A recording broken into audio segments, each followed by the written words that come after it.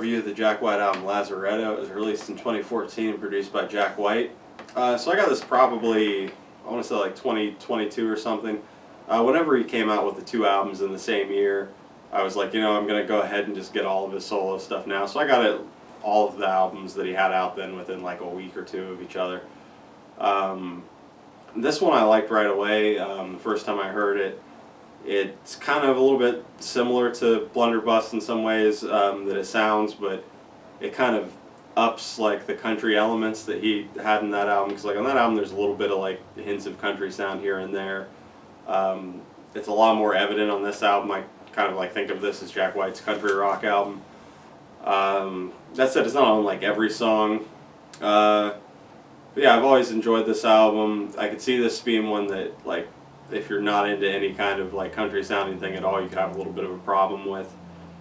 But I also don't think that it sounds really bad like that. Like I feel like if you don't have a problem with the country sounding elements on Blunderbuss, then you can probably get used to this. This album begins with three women.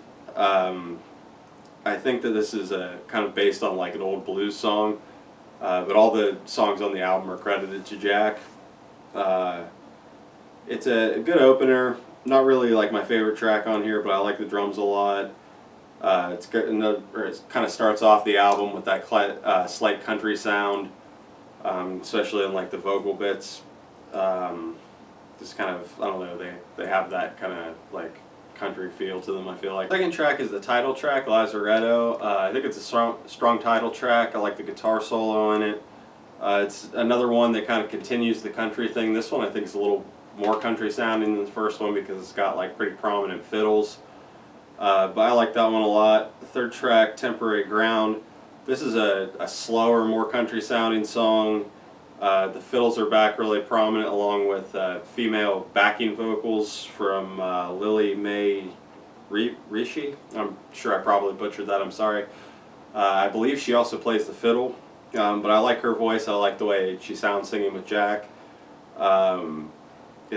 They're credited as backing vocals, but to me it sounds almost like she's just like as up front in the mix as he is, so it's almost like they're duetting. But yeah, this one I like. But kind of a slower track. The fourth track, Would You Fight for My Love? Can't read my own handwriting. This one was cool. Goes through some different parts. It kind of completely like drops the country thing. At least to my ears, it doesn't sound country at all compared to what's come before it. The fifth track, Highball Stepper. This is got kind of this trippy start to it, and it's kind of a weird instrumental. There's kind of like a vocal part, but it's not like saying anything. It's kind of like making a noise. But that does kind of make it memorable. I don't know. It kind of goes on for a while. It's a little bit repetitive, but it is memorable and does kind of stick out. So I like it. I don't really have like a problem with it, but it's not one of my favorite tracks on here. Sixth track, Just One Drink. This one.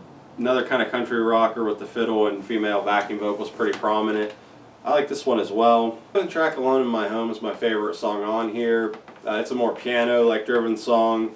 I just think it's got like an insanely catchy vocal melody to it. I like Jack singing on it. Just a really catchy song.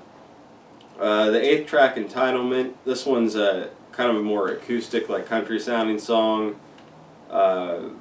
It's got some like pedal steel in it as well in the background. I like this one too. Another pretty catchy one. Then comes that Black Bat Licorice. Kind of a really weird rocker that like I don't know. It just kind of comes out of nowhere with all the other like country sounding stuff on here. Although it does have some fiddle in this track, but it's like kind of trippy and has this little like solo. It's pretty cool. This is another one that's like could be my favorite on here. I think it's really catchy. Just a really interesting song. So yeah, that one's really cool. 10th track, I think I found The Culprit. This one's fine. Not really my favorite on here. Probably my least favorite track on here if I had to pick one other than the instrumental. I just don't find it like that memorable. Not a lot stuck out about it, but it wasn't bad or anything. The 11th track, Wantin' Able, is the final track on the album, and it's more of a another one of the more piano-driven songs. It's also kind of country-ish, and I like this one a lot. I think it's got a really catchy vocal part to it. More of the backing vocals. Yeah, just a really strong way to close the album. Lazaretto, I think, is a strong second album for Jack White. I think I kind of prefer Blunderbuss a little bit more just because I think it has more like highlights for me. But this album, I think, flows really well. It sounds really good. I mean, I don't really think there's a bad song on here. I like all the tracks on here, but I just don't think that it has as many highs for me as Blunderbuss. That said, I do really like the more country rockish direction he took with this, and kind of just like adding those influences to what he normally does. I thought was really cool. But if you don't like country sounding stuff at all, you might not like this one.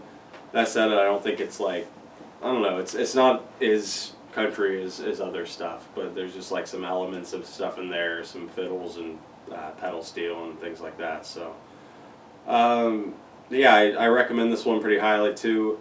I would probably start with the first album though, if I would just getting into his albums, because then after this he starts to get a little bit weird on the next album. So I think his first album is probably the best place to start.